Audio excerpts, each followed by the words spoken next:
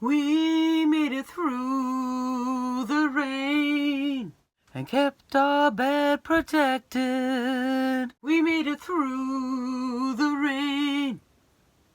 If we can, so can you.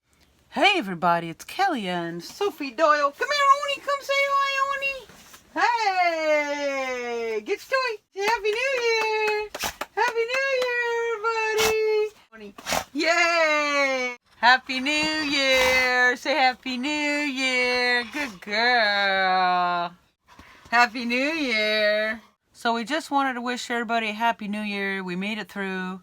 And we made it through a decade. Big deal, big deal. I'm actually pretty tired today. Probably keep this short. But I noticed everywhere I go, people are saying they're tired. You know, everywhere I go, people are saying, oh, I'm tired, I'm tired, I'm tired, I'm tired. And I'm thinking, you know, of course we're tired. It's the dead of winter. You know, for thousands of years, humans harvested in the fall and lived on their harvest in the winter.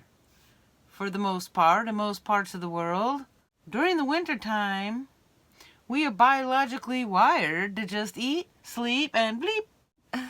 It's one of my favorite jokes. No one laughs at that but me. But it's true. We're not biologically wired to stay at the same pace, work at the same pace during the winter as we do during the summer.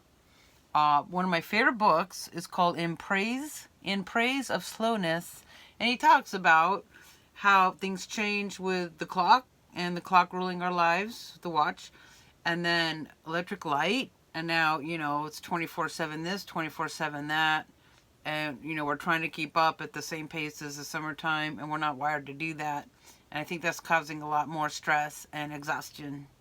That's my excuse, and I'm sticking to it.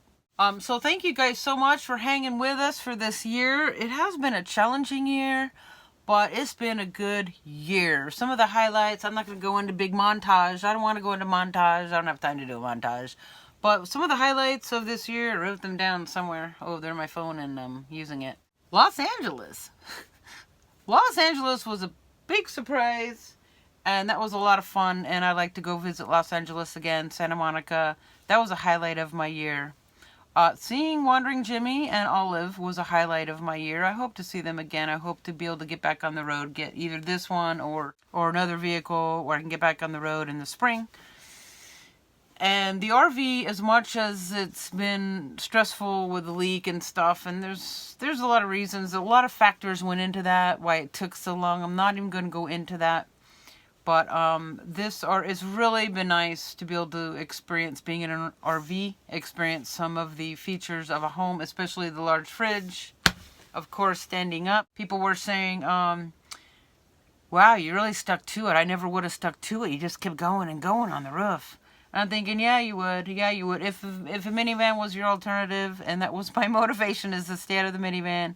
I mean, it was getting so bad in there. Even just putting pants on was like this big ordeal. I have to do them, you know, one way, getting up, and then I can't. I'm too large. I'm too large to, like, button and zip them. I'm sitting down crowd, so I have to lay down. Like back in the 70s, you know, you lay down and you zip up the pants. I mean, it got so bad, I was actually considering buying strippers pants. I'm like, oh my God, I should buy some strippers pants. You know, time for bed. Stripper sweats. So that's all I want to say on that. The leaks have stopped leaking. No more ceiling leaks. No more leaks anywhere that we know of. So I just don't want to really go into it anymore. I want to move forward. But I will say my first lessons owning an RV is, number one, always order double the caulking that you need. Lesson number two, when you're down to one tube of caulking,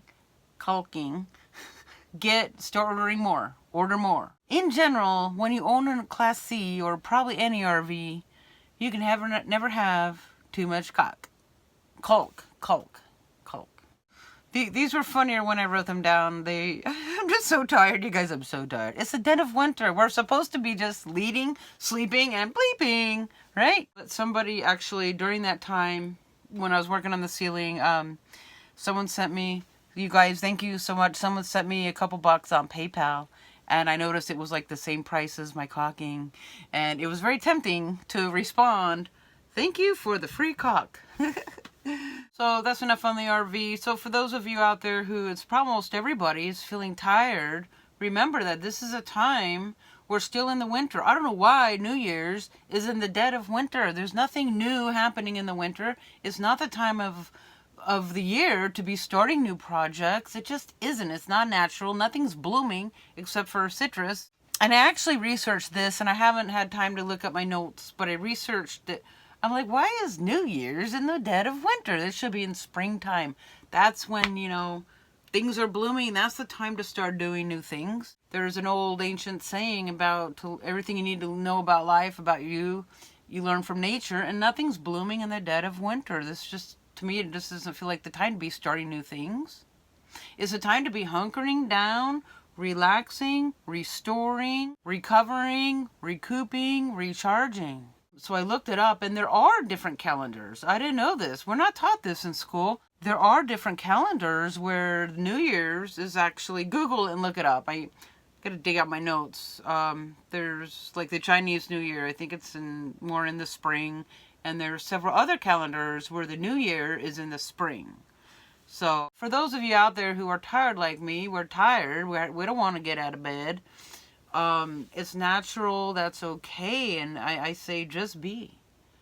Just be. So that being said, another ritual I like to do, actually I like to do this the last week of the year. I wasn't able to, but we can still do this. We could do it at the beginning of the year still. It's still the dead of winter, is clearing out the old. Of course, this is another thing we do in spring, but I like to do this at the new year. Clearing out your physical, belongings, clothes, things you're not using. And I usually, the last week of the year, I will clear that stuff out. And I actually pass it out to homeless people. I like giving it directly to the people instead of these places. I used to bring them to like women's shelters, and I found out that the workers go through it first. So I bring it directly to people wherever I feel like it should go. Digital, that's something you could do while you're restoring and recharging and rethinking and rejuvenating. Go through some all photos, go through your digital photos, go through your emails, text messages, clearing out the old to make room for the new. An energetic clearing of maybe if you can think of things that didn't work. Behaviors, we've talked about this before during my Happy Spring video. If you haven't seen that, my little inspirational Happy Spring video. Maybe I'll put a link in the description below. Energetic stuff, anything that's not working, habits, people, jobs, those are harder, but anything that's not working for you. Habits, people talk about it's hard to break habits. I look at it differently. I look at habits are so easy to create. New habits are so easy. We are so habitual.